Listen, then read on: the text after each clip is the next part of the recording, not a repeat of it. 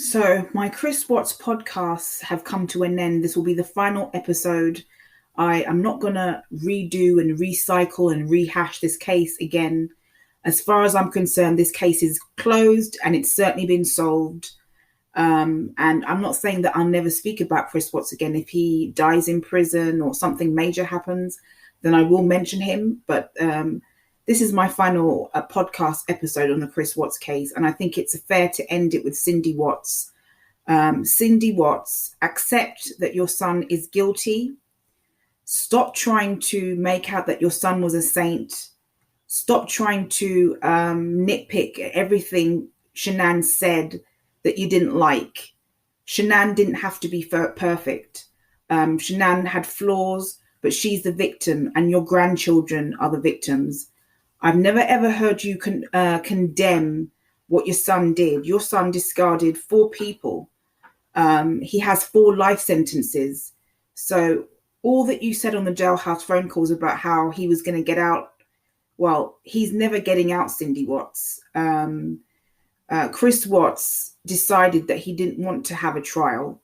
And the reason why he decided to plead guilty is because he knew that the evidence against him was overwhelming. I've never heard you condemn his actions. It's time you condemn what your son did. Yes, we understand. I understand anyway that you love your son. I'm not saying that you shouldn't love your son. That's your son. You have every right to love him.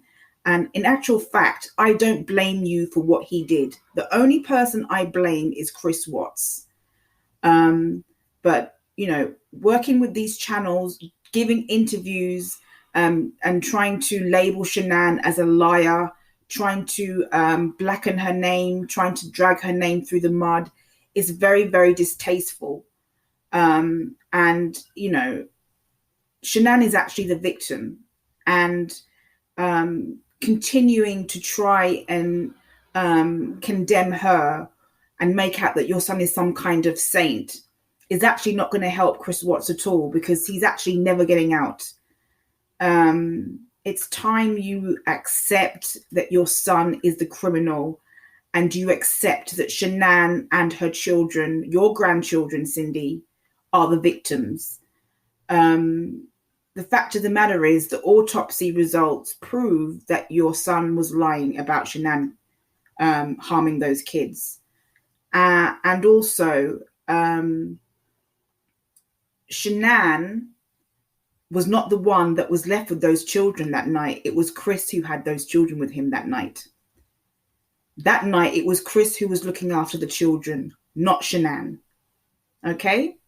So, in actual fact, it was Chris who was responsible for those children on the night that they perished. So, you know, it's time, Cindy Watts, that you stop doing interviews, blaming Shanann, projecting blame on Shanann, criticizing her for every little thing that she did that you didn't like. No one is saying that you had to like her, but I think it's time that you show some respect for her in death. You know, we meet people and we don't like everybody that we meet, but we should still have some humility and respect for them in death. She had an awful death, a terrible death at the hands of your son.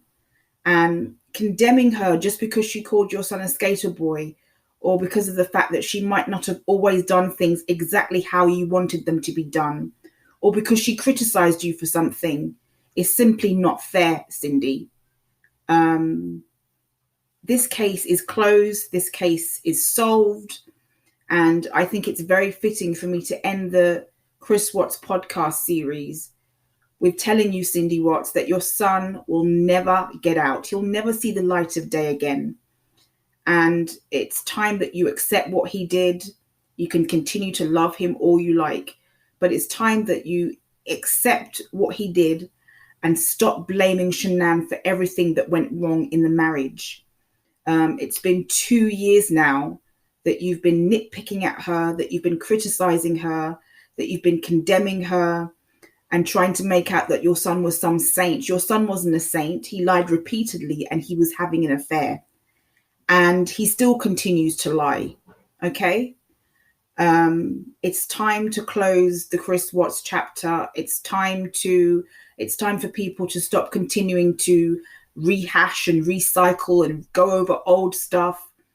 Let Shanann rest in peace. Let the children rest in peace. Let her family have some peace. It's been 2 years now. There are other crime cases. There are other things to talk about. Let's remember the victims. Let's celebrate the victims and feel some kind of joy that at least they had some years on this earth, that they had some happiness in their lives. I think it's very distasteful, Cindy, that you've continued to blame Shanann for everything, to criticize her, to condemn her when she did nothing to you. And she did her very best to raise those children the best way she knew how.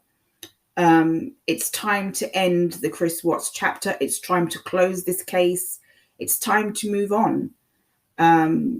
He's never getting out. The case is closed. The case is solved. Just stop it now, Cindy. Accept what your son did. Continue to love him. Continue to write to him. Continue to communicate with him. But just stop the Shanann bashing. It's over. He's never getting out. That's all I have to say to you. But as far as the Chris Watts case goes, this is the end for me on commenting on the Chris Watts case. It's just over. It's just time to close this, and I thought it was best to close it with Cindy Watts. It's like I said, if something happens to Chris Watts, if he dies in prison, if he, something major happens, I'm not saying that I'll never mention him again, but I don't plan on dedicating any podcast episodes to Chris Watts. As far as I'm concerned, he's gotten way too much airtime and become way too much famous. That's not really the right word, but he's garnered way too much fame for doing a horrendous act. And it's time to close it. It's time to close this case. It's a closed case, and it's time that we let Shanann and her daughters rest in heavenly peace.